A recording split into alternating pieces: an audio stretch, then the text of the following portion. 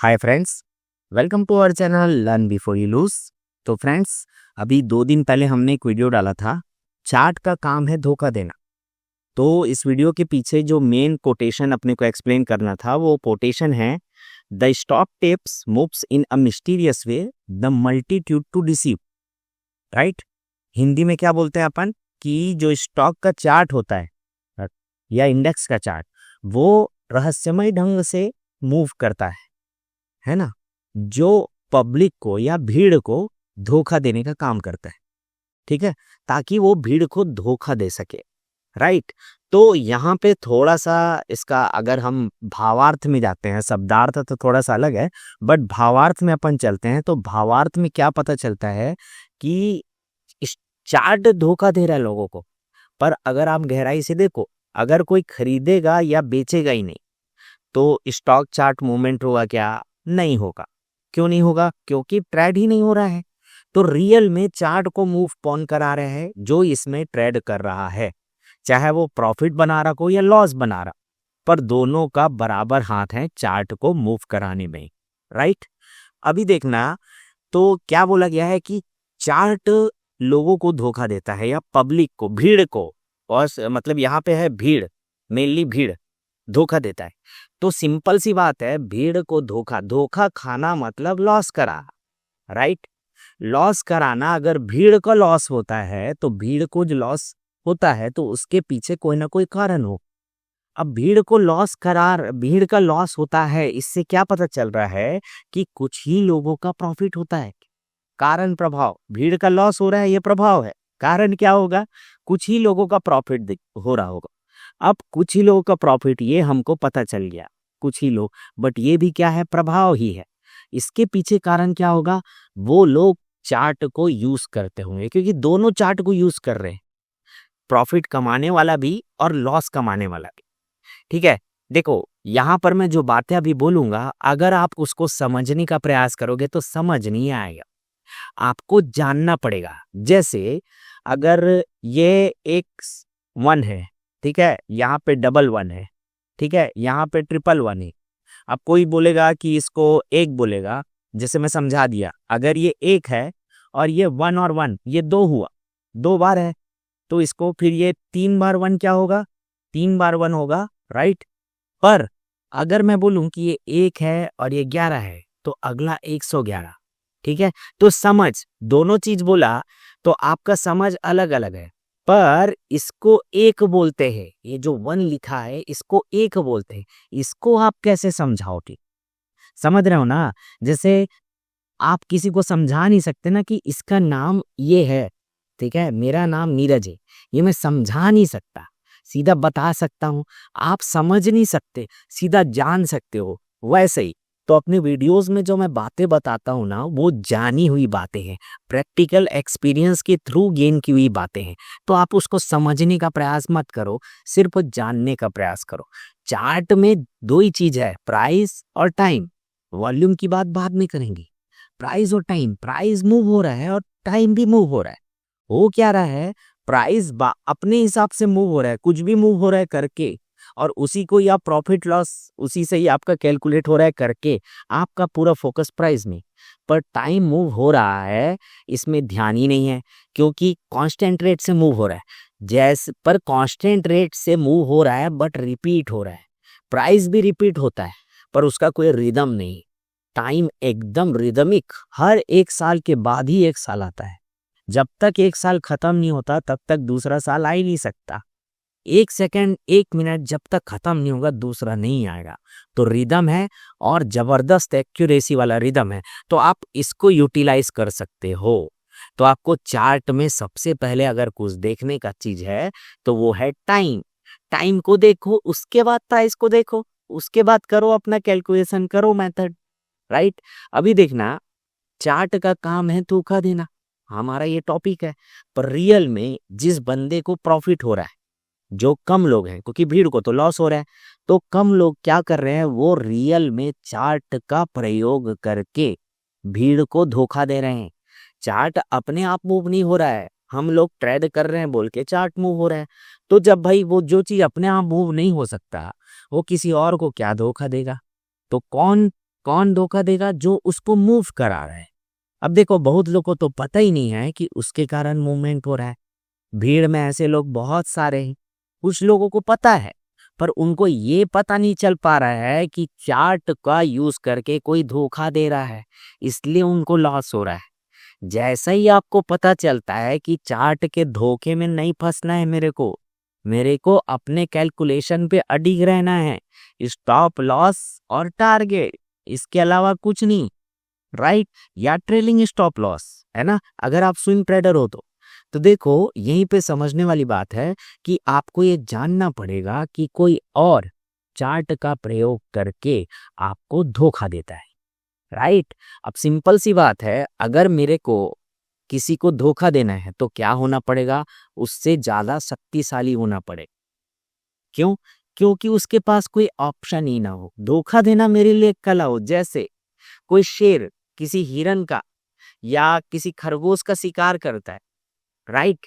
तो आप समझना, अगर मतलब उसके लिए बहुत आसान शिकार है, फिर भी वो शिकार लगाता है, बकायदा दौड़ाता है, उसके बाद मारता है। चाहे तो वो और ज्यादा स्पीड से, मतलब बहुत जल्दी, या बिना एडवेंचरस हुए नहीं। वैसे ही आप लाइफ में बहुत सारा काम आप डायरेक्ट कर सकते हो, है ना? जैसे किसी को ज्ञान देना, राइट? जैसे मैं यहाँ पे लोगों को बता रहा हूँ, पर क्या हो रहा है, एक ही चीज को बताने के लिए मैं बहुत सारा चीज, बहुत डीप में जाने के बाद लास्ट में बता रहा हूँ।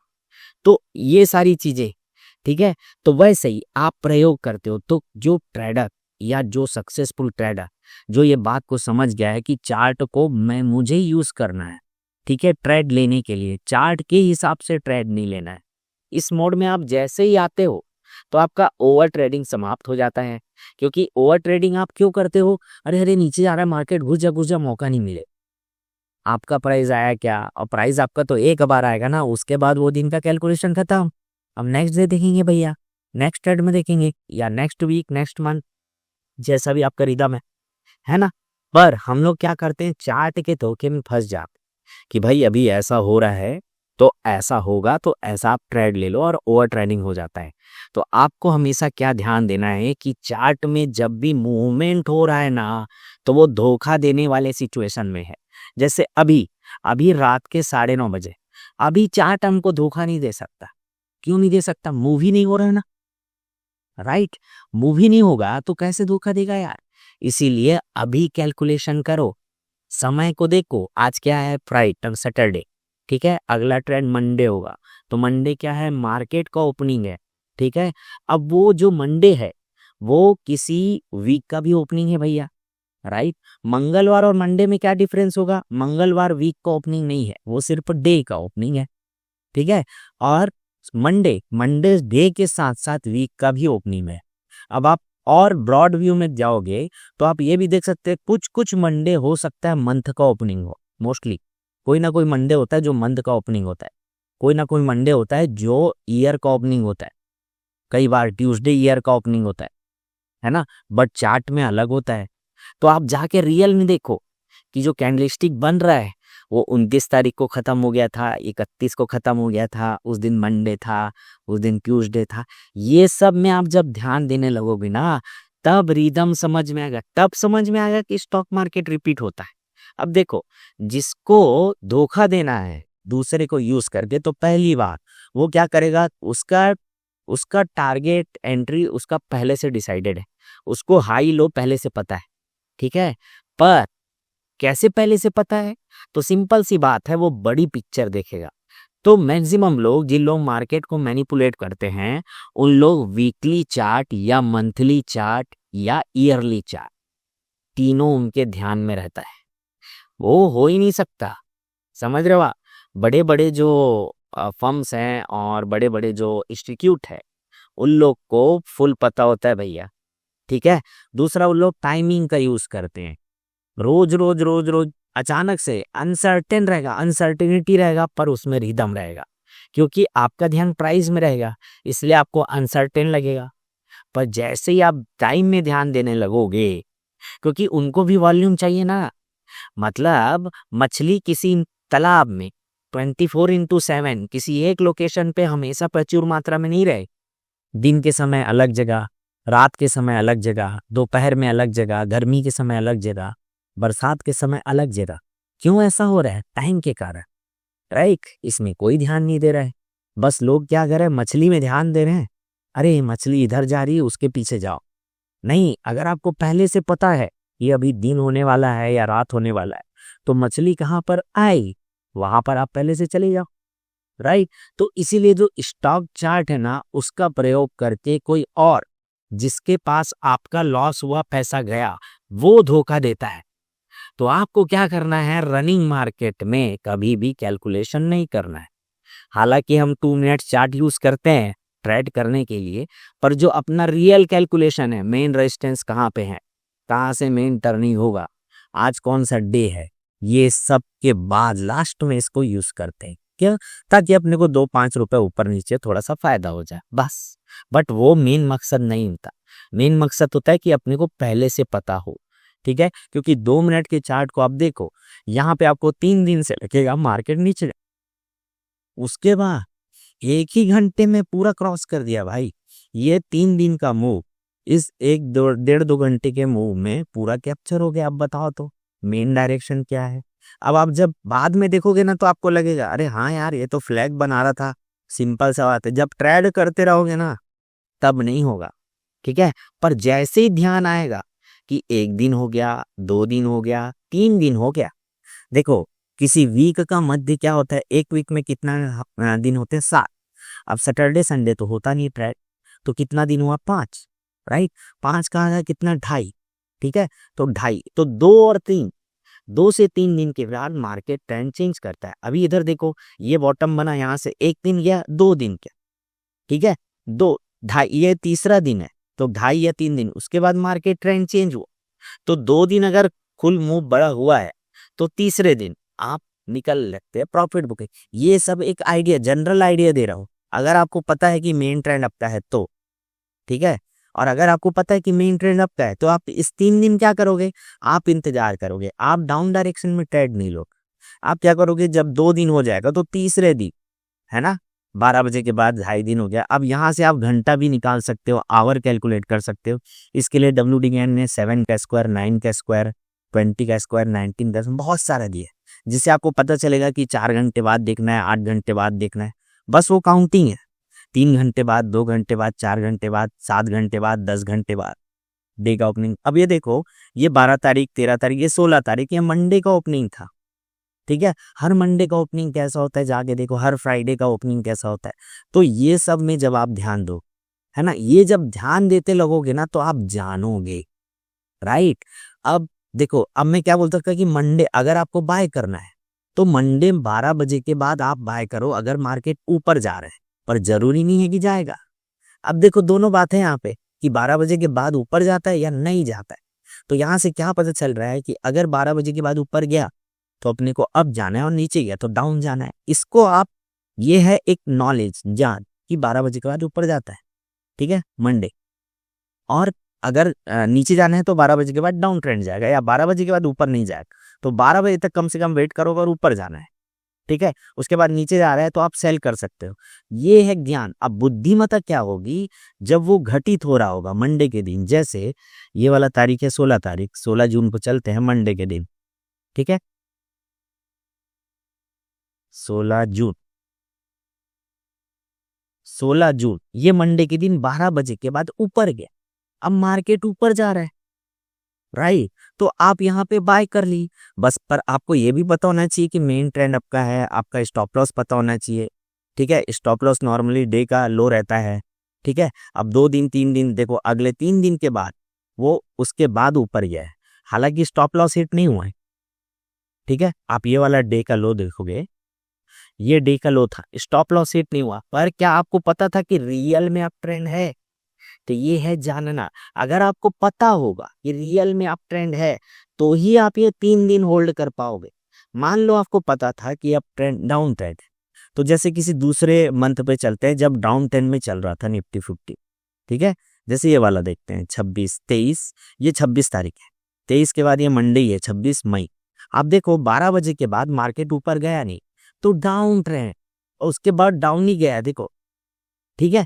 ये थोड़ा ये है जानना, इसको अब कैसे समझाएगा कोई, है ना। और चार्ट में कितना ही बताएगा एक ही चीज को बार बार। मैंने बहुत सारे वीडियो डाले हैं, है ना। 12 का सेटअप, 9:30 का सेटअप, 11 का सेटअप। आप पुरानी हिस्ट्री में जाके जब आप चेक करोगे तो आपको मिलेगा। मैंने पहले काफ़ी उस समय नया नया यूट्यूब में डालता था उन्हें, तो आपको काफ़ी एग्जाम्पल मिलेंगे विद प्रैक्टिकल एग्जाम्पल। अभी तो सेबी का गाइडलाइन आ गया है, तो अपन ज़्यादा डाल नहीं सकते हैं, है ना।